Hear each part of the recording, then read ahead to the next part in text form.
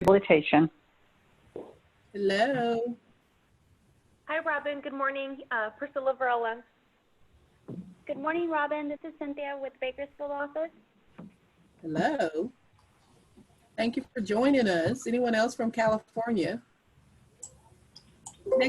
Next up is Illinois.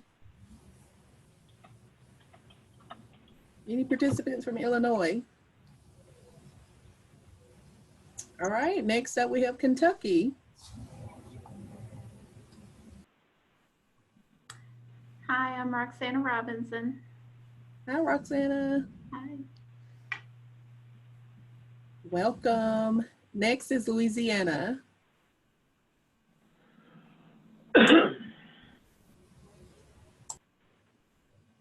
Hearing none, we'll move over to Montana.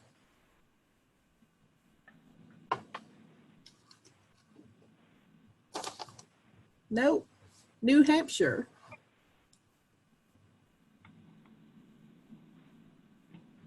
All right, New Jersey. New Mexico. What about North Carolina? Beth Newcomb is here with VR in Rocky Mount. Hello. Oregon. We have South Carolina next. And Virginia. I think it's just me from Virginia. And that would be David. So I will turn it over to David and Kate, who will. Just so you know, this is Kyle Walker at Stout. Hey, Kyle. Any other partners on the line? And John Walsh from Southern. Hello. Thanks for joining. All right. So next up, we'll turn it over to David and Kate for their presentation and to lead us in a discussion on financial empowerment. Thank you, guys. Fantastic. Well, thank you for letting us join you. And I'm Kate Anderson from Wisconsin. I am posing as someone from California today, though. I'm trying out a new background. I'm not in the beautiful Bay Area, but I love Wisconsin, but I'm tired of looking out my window at the ice and snow. So I decided to spice it up a little bit and add the bay in the background. And Robin, thank you so much for your kind introductions. I had the pleasure of serving formerly as the SVRI Executive Director, but Kyle Walker is the phenomenal new Executive Director at SVRI. So I just wanted to make sure that folks know that Kyle is your point of contact at SVRI in Wisconsin. Dang, I was gonna just refer people to you. All hard questions can go to Kyle. You know, all chit chat questions can come to me. How about that? So David and I, we've had the pleasure of working together for a number of years around financial empowerment, and the language has sort of evolved over the past, I'd say, decade or so around this. But David kindly provided some PowerPoint slides. So Robin, if it's okay with you, I'm happy to share the screen from my end, and then David and I can kind of tag team on this. And even though we have a slight a presentation here, we consider, I mean, it's a COP, we want conversation. So this can be conversational. Feel free to chime in with any questions as we're going through this. Oops. One moment, please. I need to share my screen. Oh, hold on one second. Sorry about that. It's taking me a second here. There we go. All right, let's see. Can folks see the slideshow on my screen? All right, super. Well, we're going to kick this off with a question for everyone. So, you know, in your work through State VR, and it could be related work as well, but, you know, is poverty, so socioeconomic factors, do you see this as a barrier or a consideration that we need to think about as we work with our consumers through VR.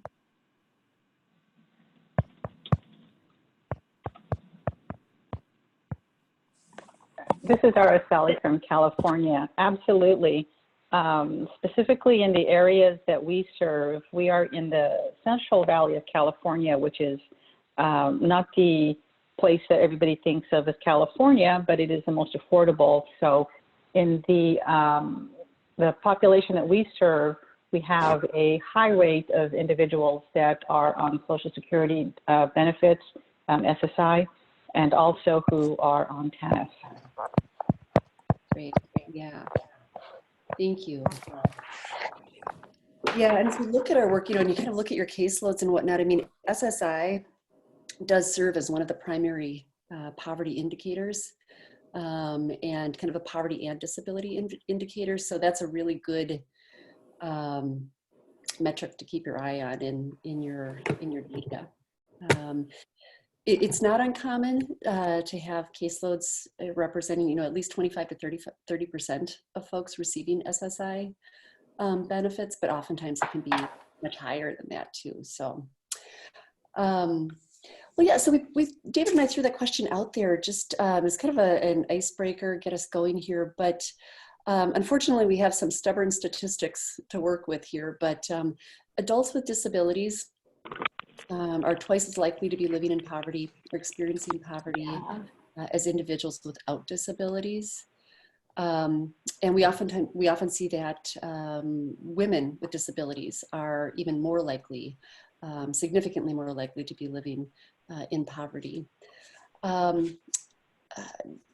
Along with that, and many of you may be aware of this already, but how we define poverty, there are a number of different definitions for poverty, but really the most universal or the most common assignment that we have in our public programs are the federal poverty guidelines, which are indexed, and so they change slightly each year.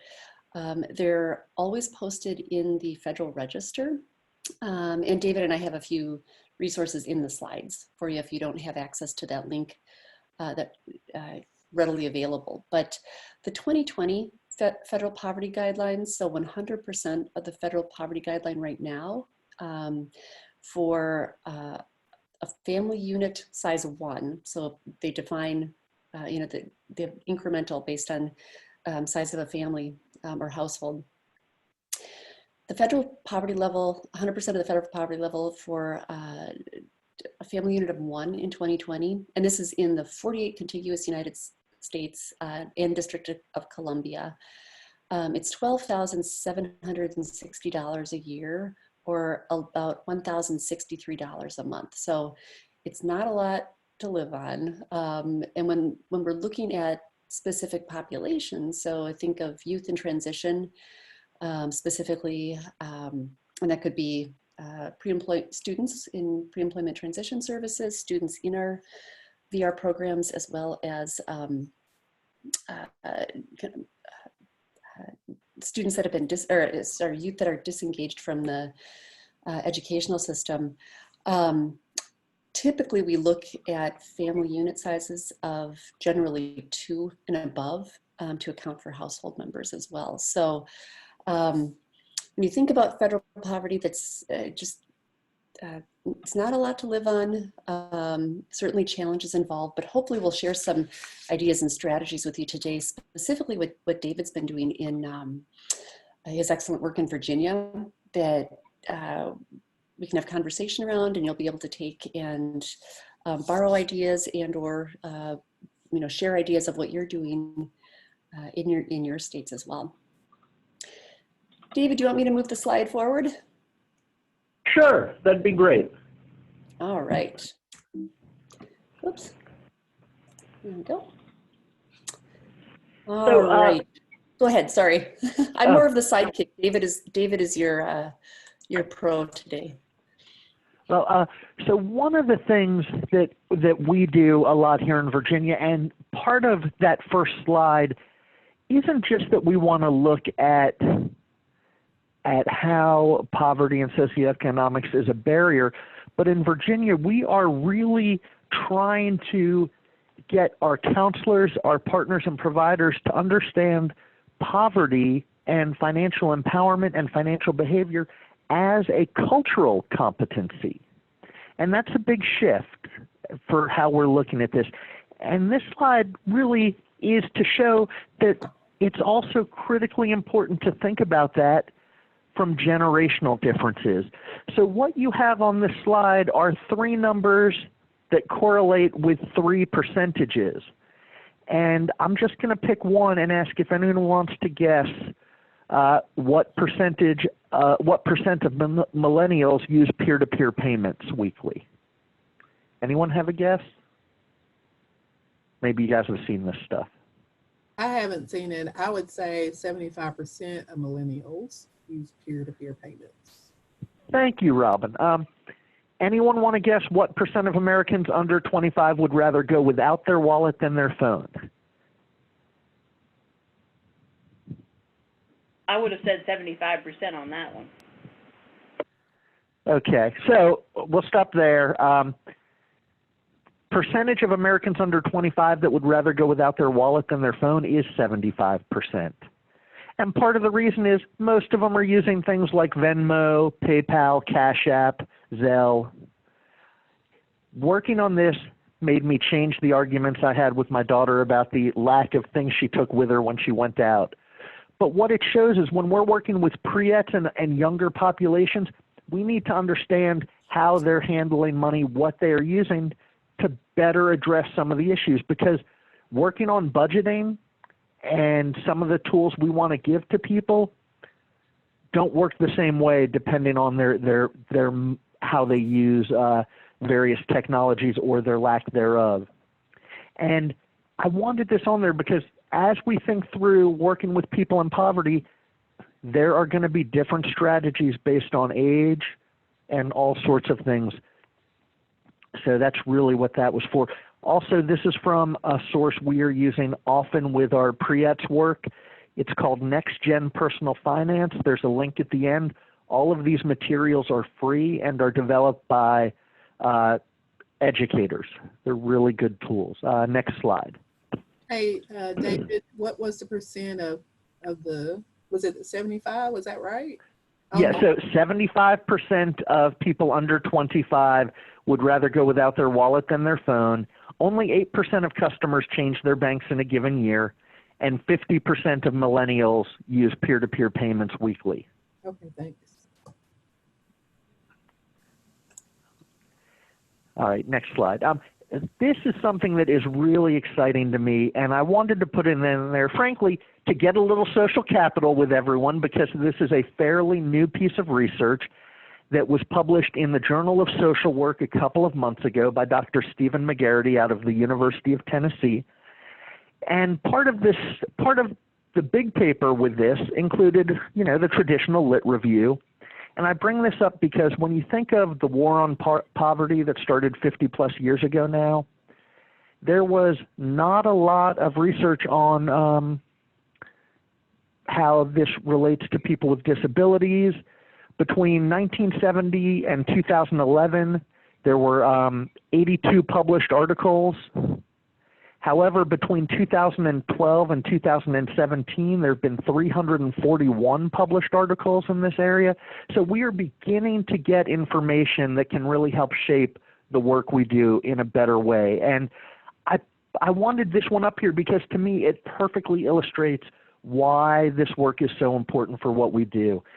He had several hypotheses. I'm going to focus on 2. Hypothesis 2 was that financial literacy is a factor that will have a positive effect on the financial well-being and stability of persons with disabilities. And guess what? It was significantly correlated to financial well-being and stability. So he kind of found that that was the case. Hypothesis 3 was that access to financial products, namely checking, savings, credit, and credit cards, are factors that will have a positive effect on the financial well-being and stability of persons with disabilities. Interestingly enough, checking accounts, savings accounts, and access to credit scores were significantly correlated with a positive effect on the financial well-being and stability of persons with disabilities. There was one financial product that was not positively correlated. Anyone guess what that would be? All right, it's quiet. Credit cards. So credit cards seem to not help so much.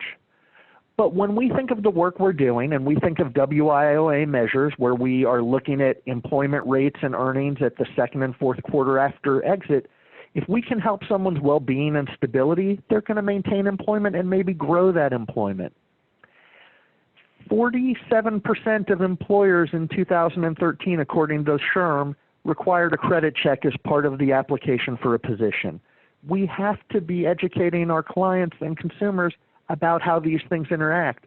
When we started this work in Virginia and when we talked to our clients about credit, they immediately went to credit cards and thought it was bad. None of those individuals at the beginning understood that credit was an asset that can be built over time and make other things more attainable. All right, next slide. So just a little bit about how we started in Virginia. We specifically began with work incentive services that we set up as a fee-for-service vendor model. We work with both Cornell and VCU and accept anyone who has their trainings. And we focused on our populations of individuals with SSI or SSDI, in part because we felt the money we spend in this area may be returned through an increase in our state's cost reimbursement. So we would get money back to serve more clients. We specifically used innovation and expansion dollars to train staff who worked for CRPs in the state that were also ticket to work employment networks. And we set them up with the skills to then allow us to pay them to provide work incentive services in Virginia. So many states refer their folks to the WIPA grants. Many states operate a WIPA grant. In Virginia, as of last month, there were 312,000 people who could choose to access a WIPA project, which meant that at any given time, 5,000 to 7,000 may not get the priority and type of service we wanted. We felt it was worth paying for that service and creating a menu to do so. So that was kind of the beginning. And financial empowerment, when you were talking to someone about how earned income is going to affect their benefits, you have to talk about the worth it factors in money. Next slide, please. This is a list of all of the different services you could get from for a client in Virginia if you have benefits. They're not as comprehensive as some states, more comprehensive than others. Some of these are very specific to Virginia. In Virginia, we're a 209B state, so something like 1619B is not automatic. It's something you have to apply for. But there are a few services at the bottom that are very much related to financial empowerment. And we're going to talk about those a little more. But to be clear, ABLE and helping someone establish an ABLE account, we offer a financial health assessment. We have a pre-ET service called Maximizing Employment Potential Through Career Pathways. That's a group service designed to show individuals how they can increase their earnings and they can increase credentials through kind of a ladder towards through a certain sector or career pathway. And then we've added budgeting as a service. So those are the different specific work incentives. Also, every one of them is outcome-based. Unlike if we were to send someone to the WIPA project where they would work towards this and the WIPA is paid through a grant, for our agency to expend the funds related to these, that counselor gets something back that they can use for additional counseling and guidance to continue to motivate the individual towards work, or they get something back that can help them in other ways relative to the counseling and guidance process. Next slide.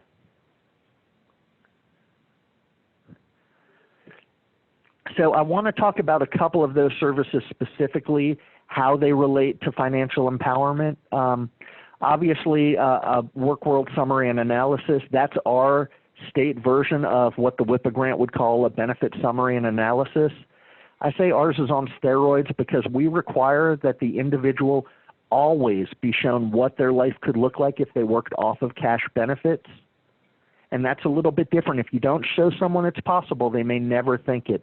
So lots of times someone might come in and say, I want to work 15 hours a week.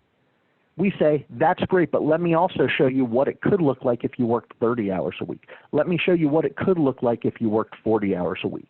In addition, we require for that service labor market information to show jobs and earnings in that individual's area related to their IPE goal. So we're really giving someone a bigger picture of this is possible if you want. Task plans, plans to achieve self-support. I wanted to specifically include, there's a budget feature in that. If you look at that form, pages 4 through 6 are a budget, albeit a very specific one, but it is all about some understanding of financial literacy to be successful in completing a pass. Student earned income exclusions have that component because of the way the money works for them.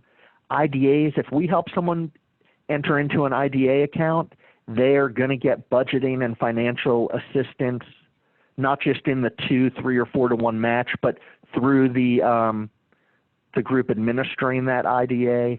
Able Now accounts, the way we've set that service up, we also have a part where the person who helps the individual get it has to put down where the money is going to come from that they put into the account and what things they might use it for. Again, that allows a counselor to continue to motivate the client towards work and savings.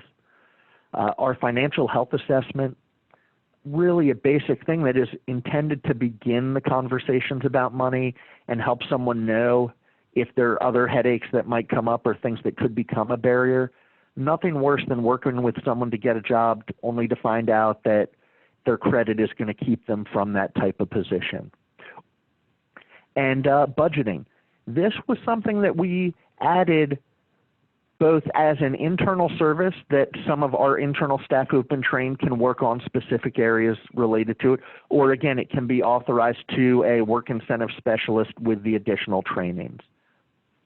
And the max we put in there too, because one of our hopes with that service as a pre-ETS is we never know who in the room has SSI or not, but every time we authorize that service to a group, everyone leaves with a little packet that includes some information on the student earned income exclusion, in the hopes that some of our pre-ETS folks choose to work over the summer. And we don't help with that summer job, but we're trying to encourage earlier engagement in workforce to increase people's understanding of the world of work. Again, how can we assist with informed choice down the road and goal development? Okay, next slide. We've done some really specific things to try to build the organizational capacity in these areas. Obviously, we've been a big supporter and participant in targeted communities. I'm really excited about how we're handling our statewide rollout of the project. We created the community financial empowerment training that we made mandatory for the work incentive staff, but we are also providing it to individual VR offices at that level and having the entire office go through the training. We participated in a 2017 cohort of the Consumer Financial Protection Bureau's Your Money, Your Goals, Train the Trainer. We have, through a couple of other grants, brought motivational interviewing in, and we've specifically sent through the motivational interviewing training staff who work for our partner agencies as work incentive specialists, because again, if we can address someone's ambivalence to change and maybe the fears around working off of cash benefits, we might help people get to where they're going to choose to work their way out of poverty. Motivational interviewing has been very important, and when we do our trainings on financial empowerment, part of what we talk about are the concepts of loss aversion and financial fragility, which really are targeted at ways to better understand the dynamics involved in individuals living on federal benefits. And most recently, we are partnering with NDI and were awarded a NIDLR grant that is the first of its kind, where we are about to seed ABLE accounts for transition age youth with cognitive disabilities. And we're going to provide for them life course materials and financial coaching along with the FDIC's Money Smart curriculum to see if that combination, along with specifically that financial coaching, will lead to greater rates of savings and, more importantly, greater engagement and participation in their communities. So we're really excited about some of the things we're working on. As a part of that grant, we also just put 5 people through something called financial social work. And it's a program that, again, is designed to help folks better understand how to talk about money, how to feel comfortable with a subject that, for a VR counselor, is in the past had not been a part of, at least in Virginia, what we focused on. Next slide. So again, that financial empowerment training, this is the list of the pieces needed for someone to be able to provide services that had the stars, the financial ones. We open those trainings to counselors, our work incentive staff, other community stakeholders. We provided the community financial empowerment at each of our targeted community sites, and additionally, we require the folks who are going to bill us for those services to go through the Your Money, Your Goals program. And we have 3 additional webinars specifically related to our financial health assessment. And they're archived, and I have links at the end if anyone wants to borrow, steal, take any parts of it you want. We were really pleased with how they worked. And we give those work incentive staff a certificate that says they can do this extra work. That seems to make people happy and more likely to participate. They do want to be able to bill for more things, but that's why we do that. And next slide. Okay, and so that financial empowerment training, it was originally developed through Louisville Metro through a different federal grant, and it had a focus on behavioral economics. We have added a VR focus, and again, the intent of that training is to both reduce counselor bias and treat working with people in poverty as a cultural competency. So when we rolled that out through another grant, we had the folks who kind of were the lead trainers in Kentucky come to Virginia, and we tweaked it a lot, and we've continued to tweak it over the last few years to make it to include all the WIOA regs. But in Virginia, we were able to get a couple of folks from our partner agency, Department for Blind and Visually Impaired, our Department of Behavioral Health and Developmental Services, and one of our workforce partners who became master trainers. So again, this is free that anyone can do on demand. What we've seen with this is post-evaluation data has shown that 95 of participants who have gone through this training have planned to use at least some of the demonstrated tools or concepts.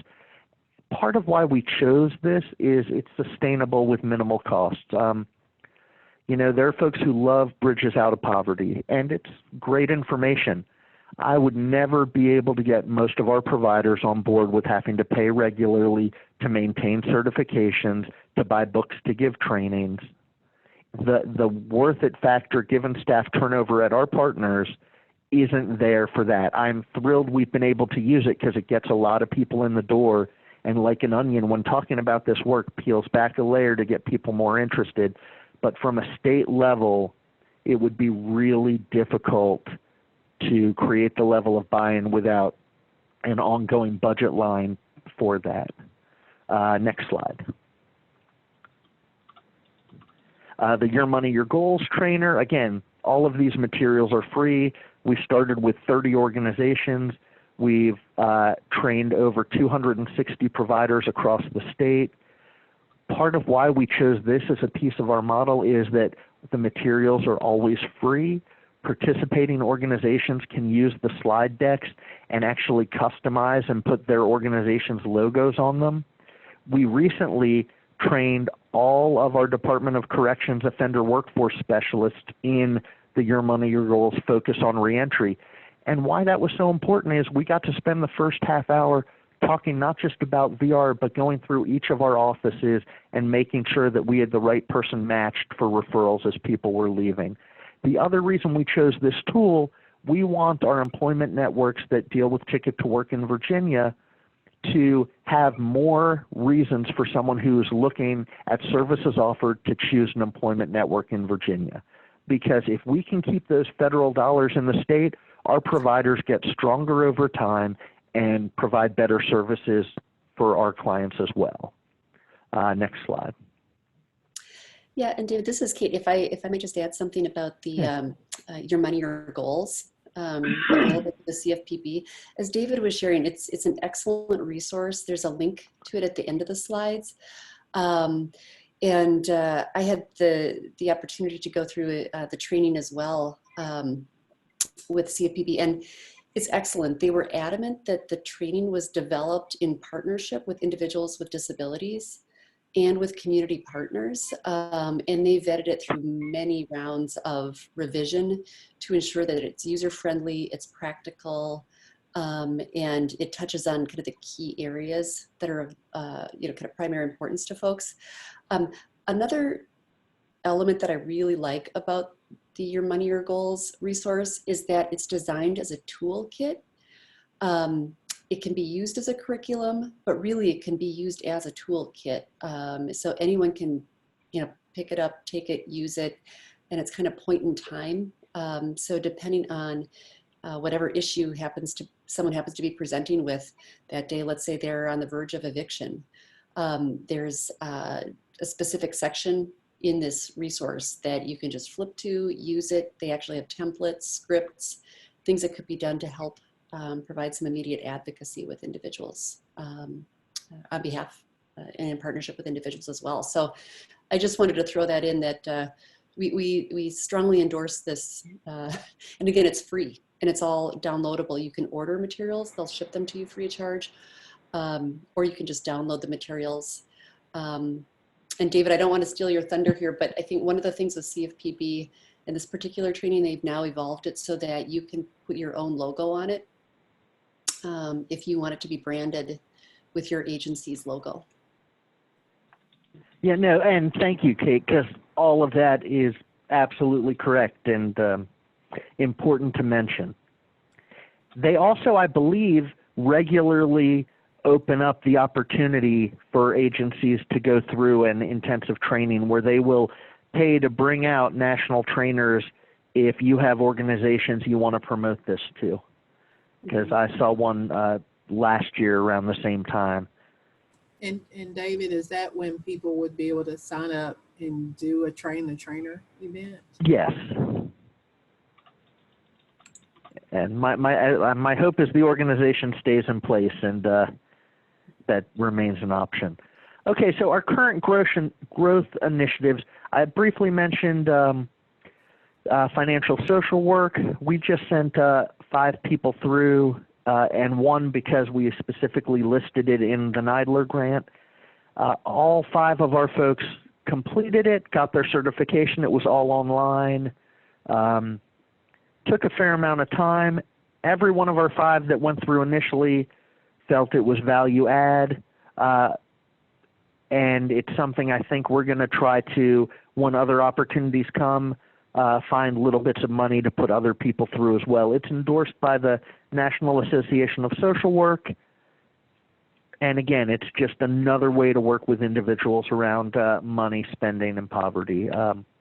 As an agency, we are members of the National Association of Benefits and Work Incentive Specialists, NABWIS. We are also members of Jumpstart Virginia. Jumpstart is a national K-12 financial education advocacy group, and we have found that by membership in Jumpstart Virginia, we are connecting with personal finance, economics educators, CTE educators in the K-12 that are helping strengthen relationships for our pre-ETS work. Virginia, when we started, was one of only 5 states that had a high school graduation requirement around personal finance education. We felt one of our ins in the pre-ETS world would be to figure out ways to help those individuals with 504 plans and IEPs. If we could figure out some programming that could help get that credit more people could get their standard diploma. It's been a great resource, and we've got a lot out of it. And I think maybe NABWIS costs us $160 a year to have myself and 4 other people get any updates on things related to SSI regs, SSDI regs. Jumpstart Virginia for us was roughly the same kind of cost, and we try to send different pre-ETS folks to their events in the state. We have also added language to our counselors, EWPs, specifically around the incorporation of financial health assessments and benefits planning into IPE development and goal setting. We've also added a requirement for all of our placement counselors to go through VCU's introductory web course on Social Security benefits. And they offer that almost every month. It's free. Again, they open a window for 10 to 11 days, and somebody can learn some very basic info on SSI and SSDI. Our goal there was specifically to have more of our staff be available to triage a case and get it to someone and say confidently, whatever it is you've heard that has you afraid to go to work is probably wrong. Let's get you to someone to help. So the goal wasn't for those staff to provide in-depth benefits counseling, but was to have a larger chorus saying, yes, you can do this, than, hey, my neighbor tried to go to work and something horrible happened. Again, we've added the pre-ET service, and we're looking at a couple of other options for pre-ETs that may continue the work around maximizing earnings. We've continued our involvement with partner agencies. A few examples, we are very invested in the folks that provide our work incentives that they maintain the credentials. So for our folks who go through Cornell, we worked with Cornell to allow anyone that takes the financial social work course or any of the other Virginia trainings now will be allowed to count those towards their continuing education requirements to keep that credential. And that's really helped us a lot. As we bring out new things, I can share a curriculum or what we're doing with my contact at Cornell and say, this is why we're doing it, this is how long. And we also, separate from that, through our internal training department, will try to offer CRCs when appropriate for things for our counselors. So we're doing things when we do this work to add to the worth it factor for those staff we're trying to engage. Another way we're involving our partner agencies is we've worked with our Department of Behavioral Health and Department of Medicaid Assistance to add our WISA services and the way we administer the program as a billable waiver service. And we manage that provider list. Again, by doing that, more of our agencies are seeing value in getting some of their staff trained in these core competencies. There's a couple of new waivers that I think are going to come out in Virginia. You know, again, we never know, but I'm on the work group to make sure that both the financial and the other work incentives end up added as allowable and billable for those waivers to the providers. So those are our current growth initiatives, and I think what we have left, what's the next slide?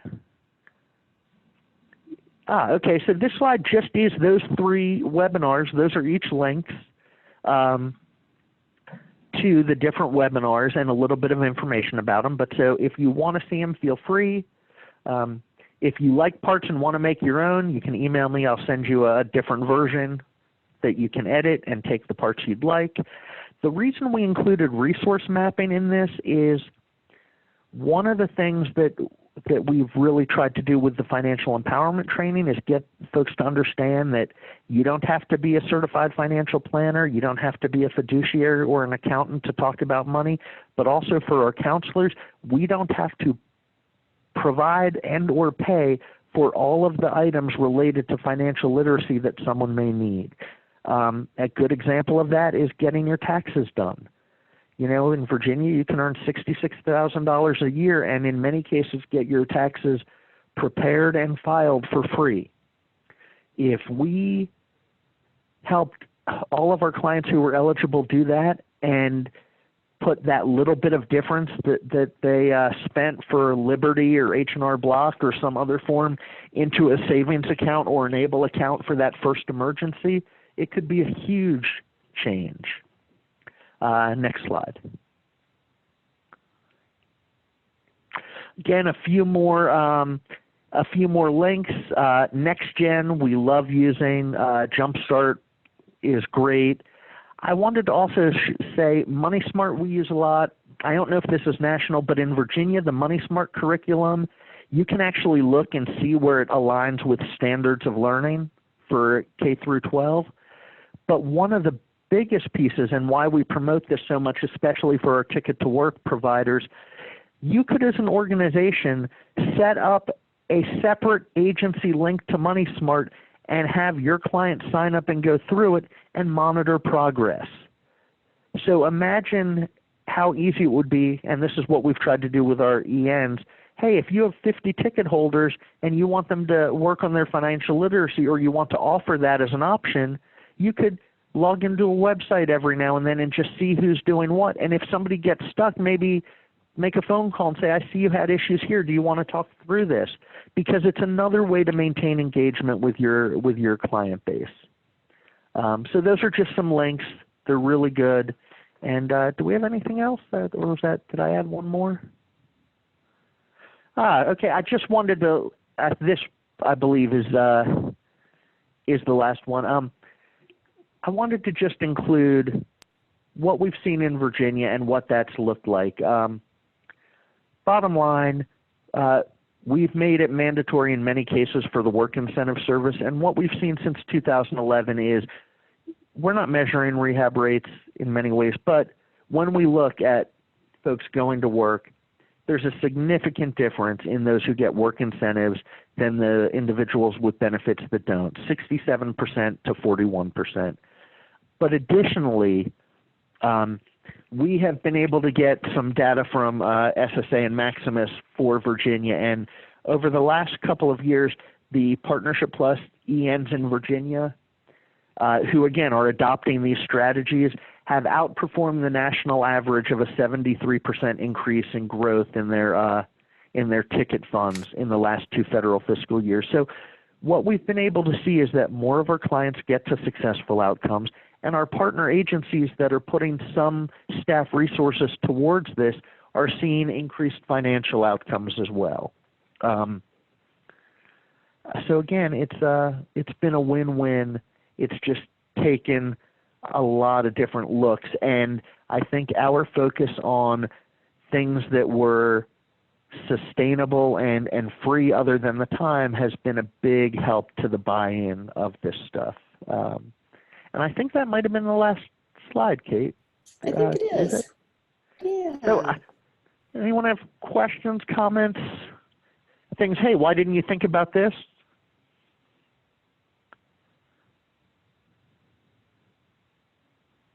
Hi, this is Sally from California. When you're serving the individuals with disabilities, at which point are you introducing the financial component, the financial training? For individual clients? Uh-huh, yes. So if I'm going to say it depends. Each office is kind of taking this stuff differently. So, and I work out of our central office.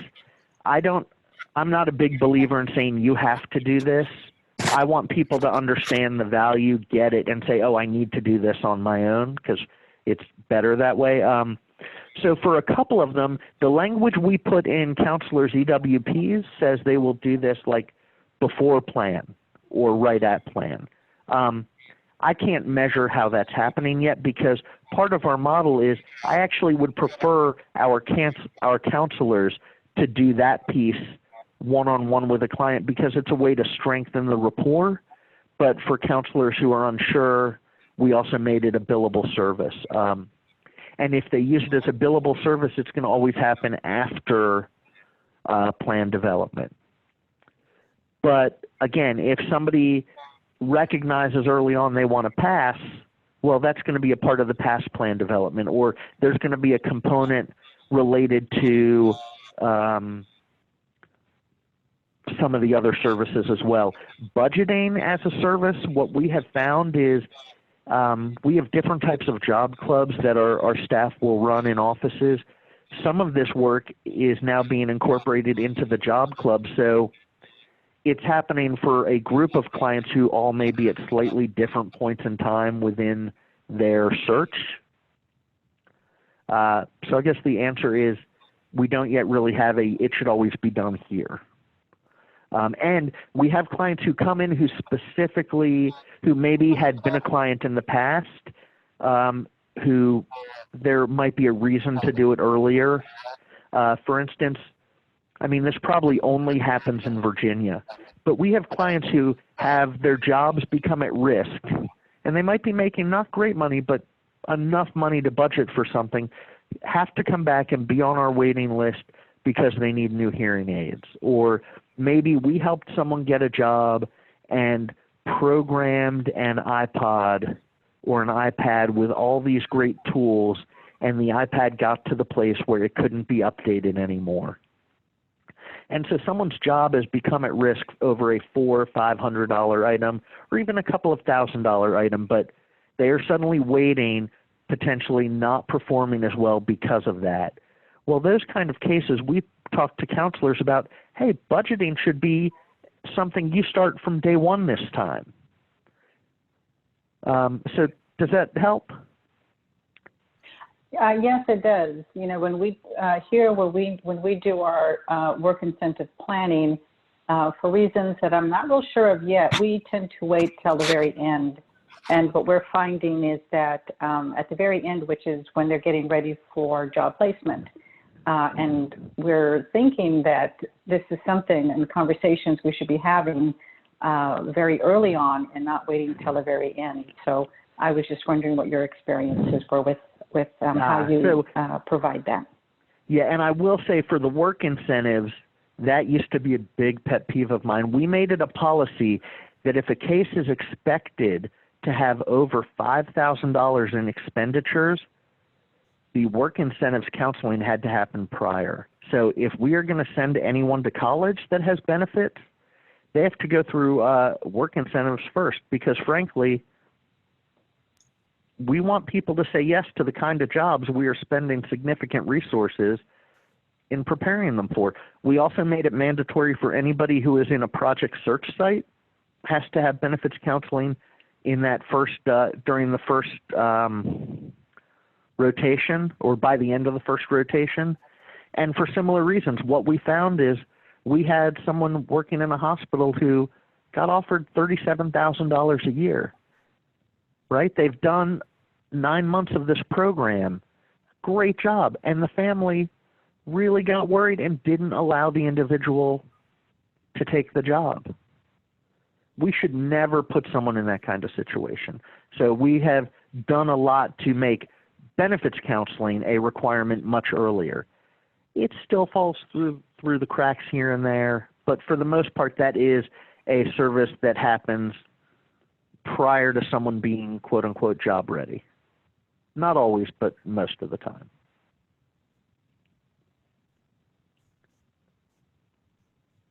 David, this is John Walsh. I don't know if you already covered this. I had to jump off the call shortly, but came back on and saw some of your statistics, et cetera, in regards to the rehab rates for Social Security beneficiaries. And my question for you relates to, once your clients exit your system and they go into that trial work period, how are some of the ways that you could also get them additional benefits advisement, you know, when they're like 9 months into their trial work period, or they get that first correspondence from the Social Security Administration? Do you have any mechanisms in Virginia to address that? Well, so yeah, we've done a couple of things. So first off, I'm going to be honest, it's an area we still have a lot of work to do. Part of what we do is anybody that leaves our agency, because we've tied a lot of this work with our ticket to work providers, any of our clients who are leaving VR earning at or close to trial work, and we usually put the number about $100 under for each year, we are regularly using our Aware system and have a layout created where I have a staff who weekly picks a district and looks at everyone who has recently entered employed status, and we have emails. We send, hey, great job. You have someone who is earning either above SGA, right below, or above trial work or at trial work. Please work with the work incentive specialist around a potential handoff for future services through ticket. And then sometimes, if they have multiple, we say, here's a list. We do it in a way that honors informed choice. I'm not looking at those emails at the moment, but we had to do a lot of work to make sure we weren't saying hand a ticket to group A. So there's a little bit of may benefit, could, that kind of language in those. But we try to identify those cases at or before exit. We also have a generic closed rehabilitated partnership plus letter that is supposed to be used for any individual that is on benefits. But the other piece, because the work world is a mandatory piece for Virginia, one of the things it does that's a little different than a benefit summary and analysis is it shows side-by-side comparisons of what to do based on earnings. And we have some requirements around. One example is what your current situation is. One is if you're working at trial work, and one is above. So ideally, one of our hopes is that the client will see they might need something and reach back out. If the case was handed off to an employment network, our expectation is that the employment network will provide those services through their ticket to work funding, and that is what happens when we get the handoffs right. The other things we've done in Virginia, we have a separate fund called Long-Term Employment Support Services, and that's a general fund from the state that is for anybody who received supported employment services. We are actively working to get any updates to work incentives as an allowable follow-along service. We're working on that. I'm not sure where we are with it. And the fact that it is now an allowable waiver service, that's helped with this area.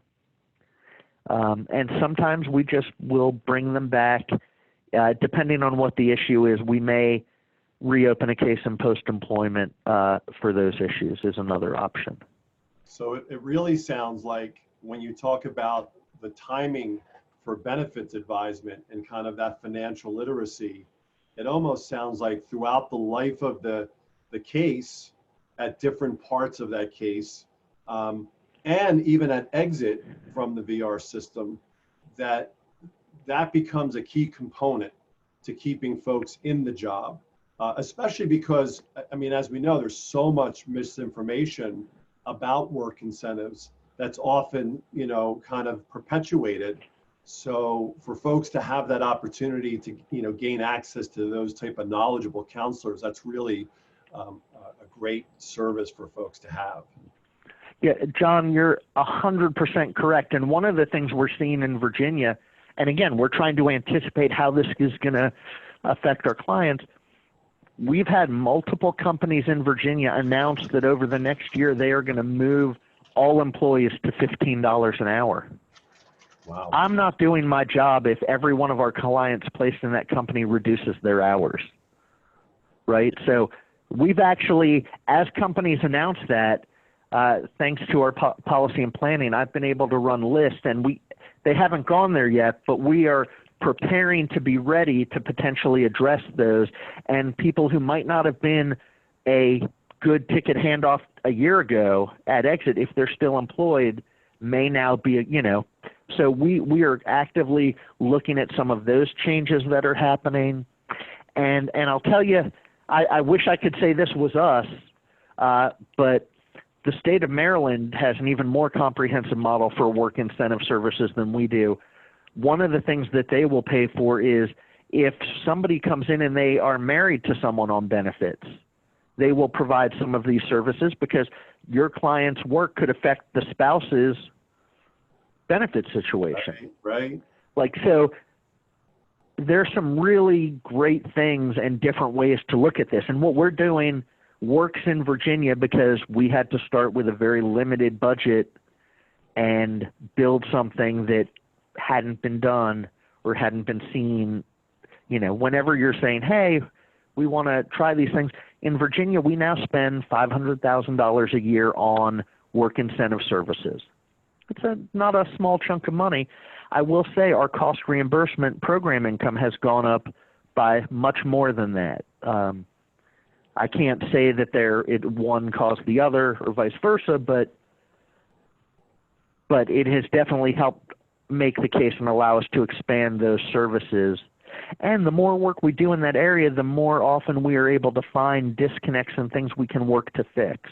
So yeah, and then it is really, speaking a of revenue pervasive part. stream as well. I mean, if folks are successfully maintaining these higher paying jobs that are full time, and then they're assigning their ticket to an EN upon exit, there's also the potential for your ENs to be financially supported as well to continue to do their work through the milestone payments. So it also helps to perpetuate these service systems where oftentimes funding is an issue. No, absolutely. Hey, David, I have a question. You mentioned in one of your slides about training. I think it was Louisville Metro Community Financial Employment Training. You mentioned reducing counselor bias? Yes. Was that? So we in year one of our CPID grant, I was given a small pot of that to continue whenever we go after grants, if we can put things in that fit with the work on financial empowerment, we've been trying to do so. And I knew we needed to do more, so I was given a small chunk of money to contract out with, I contracted with NDI and had them create a white paper of every financial program tool course that existed at that time, along with a kind of write-up of each and some other criteria I wanted to look through different potential programs to bring to Virginia. Again, everything from Bank On to Bridges Out of Poverty, lots of things were listed. And that was the program I chose because it would be sustainable and free. And again, we could change it. And not that it wasn't it's a great program as it is, but it was originally developed and at first used, my understanding, without having that in front of me, primarily with people who were escaping abusive marriages and maybe hadn't had control of any financial things. And there was a lot of the training was for that population. But one of the things we've subtly tweaked with it and how we use it and talk about some of the slides we've kept and other pieces is, it costs more to be poor. There are collateral consequences to poverty, right? When you look at from the early days of pauperism in America and the idea of the poorhouse, it is the way today people think about people in poverty is based on America's 400-year history of how we've treated pauperism. And unfortunately, sometimes that means we have counselors who mean well, who hear we have to be good stewards of money, putting up unnecessary or unfair barriers for someone to get the services they need to be successful.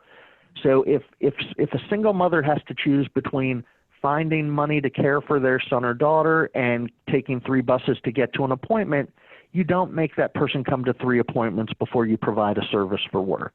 That's my belief. But when we've done those trainings for just VR, I can't tell you how often I have to hold my tongue, smile, and say, let's actually talk through that and why that client might have made the decision they did or why that might have been hard for someone to get to your office. So I feel like we have some subtle things in the way we do those trainings to show that everyone in the room we train has the exact same issues, problems, decisions to make as someone living in poverty. And the big difference is, you know, you or I start at a different place. So I start almost every one of those trainings with 4 questions. Mm-hmm. How many folks know when their next paycheck's coming? How many folks know if it's the exact same amount as their last check? How many folks know when their bills are due? Most of our staff, even if they are not great with money and have some of the same hurdles, have some inherent advantages that are easy to forget and that are easy to not really think about how it affects our clients. So, you know, the first time we did that training, because we've also done those trainings for our TANF partners, and one of our partners was withholding a service because they saw their client at using their food stamps in a way that they didn't agree with. And in this meeting, she really wanted to talk about, because she was convinced she was right, spent 20 minutes explaining why she tells her clients they should just get a deep freezer and go buy in bulk at a Sam's Club, which led to a conversation about, is there a Sam's Club on the bus line? Are they in Section 8 housing and have access to that? Where are they going to find $300? But people have some things that might not be realistic and sometimes affect services. And we're trying to reduce that through some really universal ideas. Is that the financial social work? That's the community financial empowerment training. And we do it as a facilitated, usually it takes that part about 3 hours. Included in it is, again, some information on financial fragility, loss aversion, that idea that it's emotionally painful to give something up you've had. And that's really relevant when we're talking to parents whose son or daughter may have SSI or SSDI, and that parent had to spend 12, 14 years fighting the educational system for items in an IEP at school. It feels hard to give something up that you already have. There's, you know, the brain works in some interesting ways. It hurts a little bit. There's emotional pain with that, and that's kind of that loss aversion piece. But the financial fragility, which we do a lot, especially because of how it impacts SSI and SSDI, there's a bunch of research that shows people would prefer to keep their same income level rather than a 20% increase in earnings, because people prefer stability. And when you're poor and you have no control over when you have income or spending spikes, and you don't have control over whether a bus is going to be late so you miss an appointment, that $783 from SSI that is going to be there every month on the same day of the month becomes a comfort. And we have to help people understand the thinking behind it before we can change behavior. Good point. Is there a link or a resource where people could find more information on that particular training? Well, yeah, I could. So I didn't include, because so we took something and really changed it a lot. I'll have to put back the piece that says thank you to everybody, but I can work on getting that to you and put it up there. But there's a lot of people to thank. And again, it came from something years ago that we kept some of the money we had to do this, we kept to provide that training originally around Virginia. And the way we did it as it started, we brought 2 master trainers from Louisville Metro. They came to Virginia. We did the exact same training 3 times in 3 parts of the state. And we had 5 people who agreed to go to all 3 days. So the first time, the 5 of us were 100% participants. The second time, the 5 of us were participants and taking notes on delivery and how it fit with VR, because we took something and turned it into a VR tool. And the third day, the 5 of us each took a part of the training to deliver. Each evening, it was a lot of work. Each evening, as a group, we got together over dinner and compared notes, played around with it, and we've continued that approach. When I do it for new groups, I still do a pre and post, because as we add pieces or change some of the things,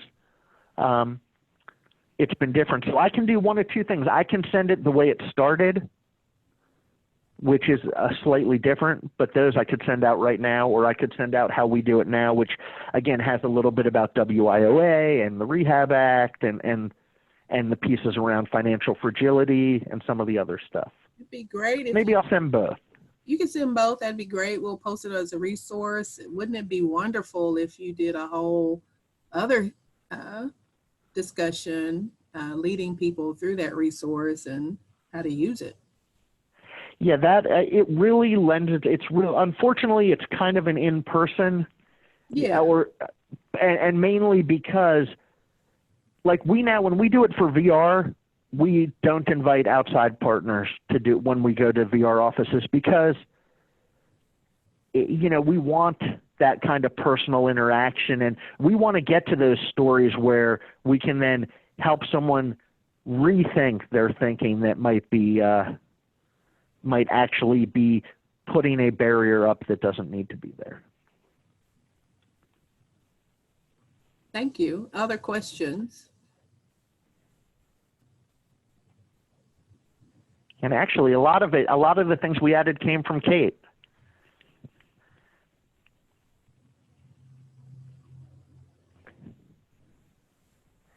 Well, David and Kate, this has been wonderful information. Thank you, thank you, thank you. Yay. The crowd is roaring with applause. We do appreciate you. I've learned a lot. I'm sure there will be some follow-up questions that you'll be getting and hearing from people. Thank you again.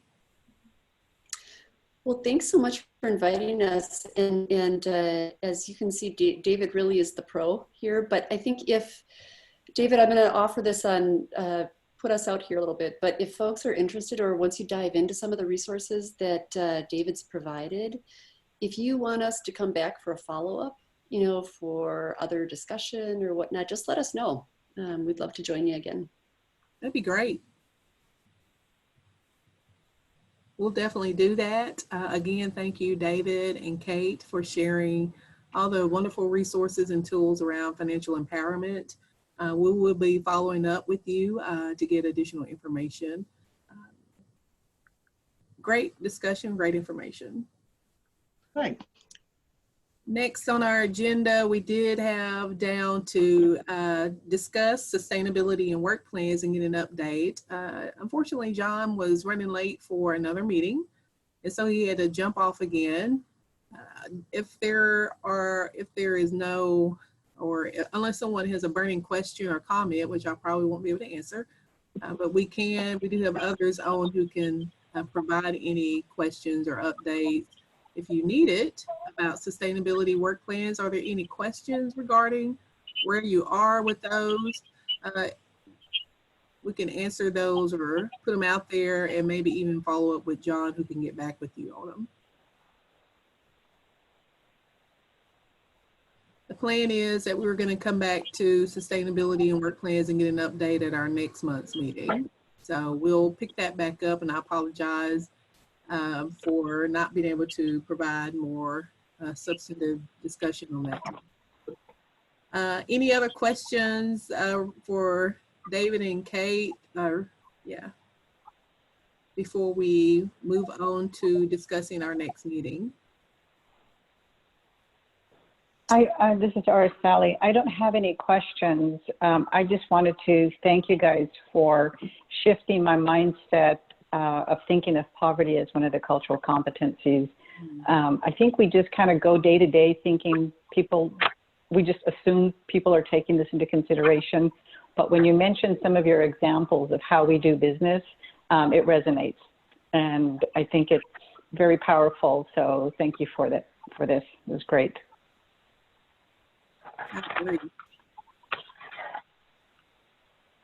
Agreed. That's a great point. And it's a good reminder to me of why I'm in this field and the need for better education for all of us as we strive to do our best work. Next meeting dates I have on the agenda, March 19th and the 26th. And I wanted to kind of put those dates out there, still at 1 p.m. Central Time. to see if there was any preference on a particular date. The 19th, there is, if maybe you may have received a notice about an OSEP National Summit that is like a webinar that day during that same time.